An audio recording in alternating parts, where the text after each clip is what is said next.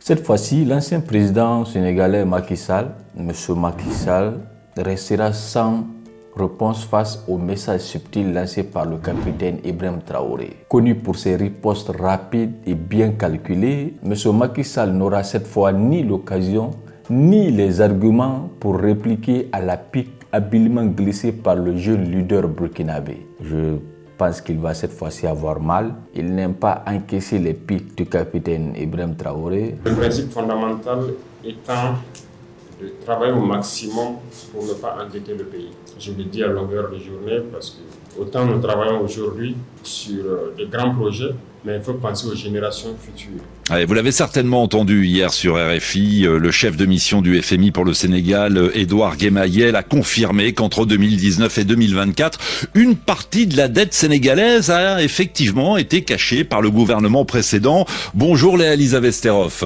Bonjour Juan, bonjour Josué. Correspondante permanente de RFI à Dakar, expliquez-nous comment l'administration Macky Sall a-t-elle réussi à cacher 7 milliards de dollars de dette. Malgré son jeune âge, le capitaine Traoré continue de démontrer que la sagesse n'est pas une question de nombre d'années. Il ne faut pas avoir forcément 100 ans pour être sage. On peut être sage même à partir de 15 ans. Et on peut ne pas être sage même quand on a 50 ans. C'est possible. Mais bien de vision et de responsabilité, comme le dit cette citation.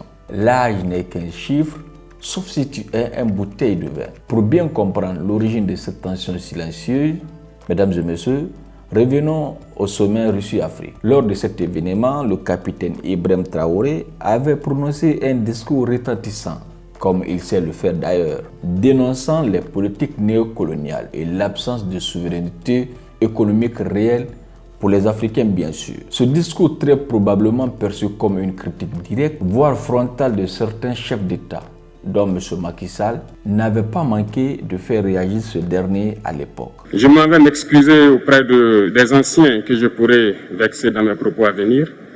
Africanité oblige, les droits d'aînesse, je me dois de m'excuser. Camarades, j'ai quelques questions donc de ma génération, ni une question qu'on se pose. Mais nous n'avons pas de réponse.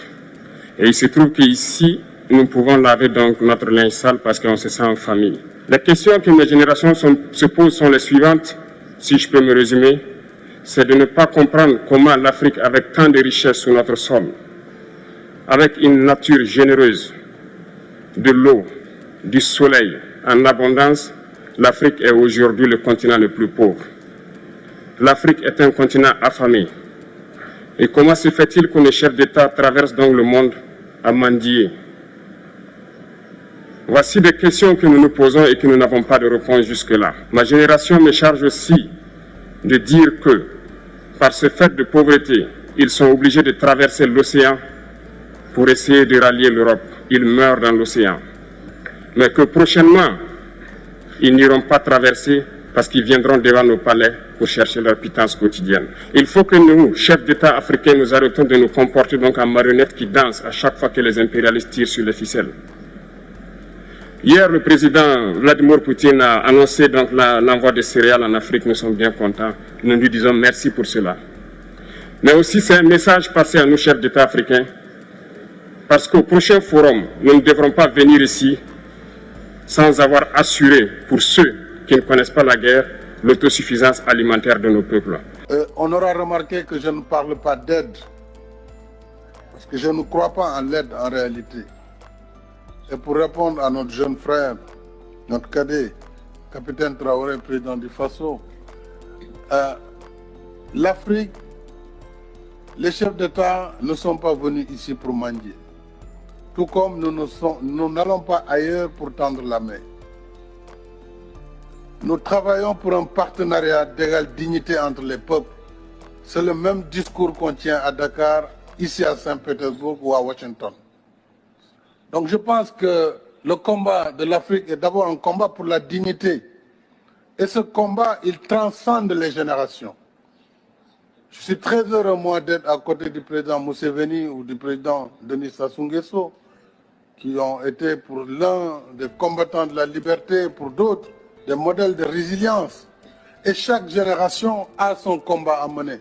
Le nôtre, c'est de combattre d'abord le terrorisme, qui est en train de gangréner notre continent. Mais aujourd'hui, la scène s'est déplacée. Nous ne sommes plus au sommet Russie-Afrique. Lors de la première session ordinaire du Conseil présidentiel de cette année, le capitaine Traoré a exhorté à son gouvernement d'éviter tout endettement inutile. Nous connaissons c'est quoi l'endettement, qu'est-ce que ça fait, ça conduit à quoi et c'est quoi les conséquences. Les conséquences surtout néfastes pour une personne, une société, un pays, ainsi de suite. Une déclaration lourde de sens qui, sans jamais nommer M. Macky Sall, semble viser directement sa gestion économique au Sénégal. Et il faut rappeler que M. Macky Sall a quitté le pouvoir en laissant une dette considérable, dont une partie suscite encore des interrogations quant à son utilisation réelle.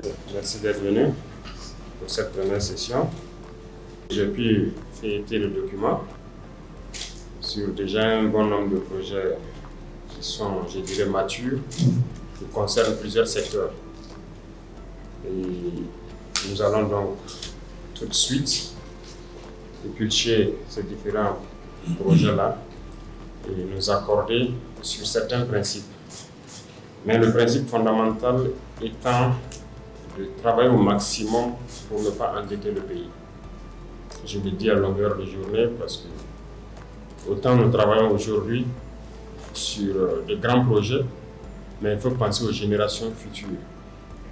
Si on doit prendre une dette, c'est pour avoir de l'efficacité et de la rapidité dans des secteurs porteurs qui peuvent être rentables rapidement. Mais s'endetter juste pour certains projets, je pense qu'on doit l'éviter.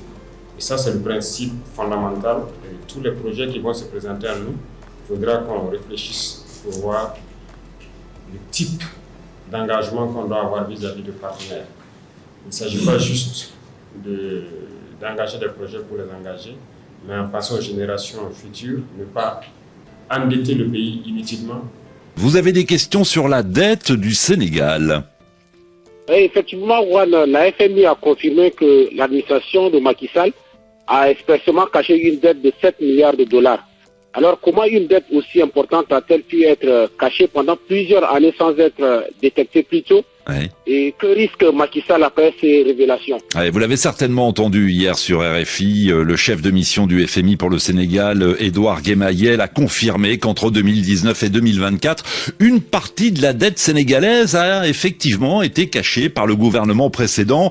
Bonjour Léa Lisa Vesterhoff. Bonjour Juan, bonjour Josué. Correspondante permanente de RFI à Dakar, expliquez-nous comment l'administration Macky Sall a-t-elle réussi à cacher 7 milliards de dollars de dette? C'est pas moi qui vais pouvoir vous le dire puisque c'est toute la question et l'enjeu de la mission du FMI qui est à Dakar depuis 8 jours maintenant et qui repart ce soir, comprendre justement à quels mécanismes ont permis de dissimuler si longtemps la réalité de la dette, où sont les défaillances du côté du Sénégal mais aussi du côté du FMI qui n'a pas su voir ou alerter sur cette sous-estimation de la dette et du déficit budgétaire du Sénégal alors que un programme de prêt est en cours depuis plusieurs années avec le FMI. Il y a clairement des mécanismes d'alerte et de contrôle qui ont manqué de part et d'autre. Parmi les choses à corriger côté sénégalais, déjà le FMI cite le fait qu'il y a plusieurs comptes du Trésor public, il faudrait qu'il n'y en ait qu'un seul. Voilà, c'est un exemple, mais il y a évidemment tout un tas de choses techniques, de mesures techniques qui doivent être prises et identifiées. Du côté de la société civile, on évoque le fait que la loi sur la transparence doit évoluer pour imposer peut-être la publication des comptes publics en cours de mandat, ne pas attendre à chaque fois un nouveau mandat tous les 5 ans en gros pour faire cet exercice de transparence.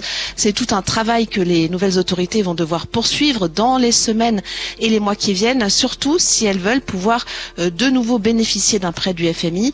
Le Fonds monétaire international en fait une condition. Il faut d'abord comprendre ce qu'il s'est passé avec ces fausses données, comment la dissimulation a pu durer si longtemps sans que personne ne s'en rende compte, et puis prendre une série de mesures correctives pour éviter qu'un tel incident ne se reproduise. Ce face-à-face à distance entre deux générations de dirigeants africains met en lumière une vérité souvent tue. On peut accumuler les diplômes, avoir une carrière brillante sur le papier et pourtant échouer dans l'exercice du pouvoir. Ce n'est pas un débat, c'est avéré. Nous avons connu des présidents qui ont, disons, tous les diplômes des grandes universités, mais qui n'ont rien foutu à leur pays. Absolument rien. À l'inverse, on peut émerger jeune, avec peu de titres académiques. Mais avec la volonté sincère de servir le peuple et de redresser un pays. Alors, la question mérite d'être posée. Qui de M. Macky Sall ou du capitaine Ibrahim Traoré incarne aujourd'hui le vrai leadership africain, selon vous? J'attends vos réactions dans les commentaires. C'est la fin de cette vidéo. On se reprend très bientôt dans une autre. D'ici là, rassurez-vous que vous vous êtes abonné et que la cloche de notification est activée pour ne pas manquer les prochaines notifications, bien sûr, les prochaines vidéos. Et à bientôt. À très bientôt.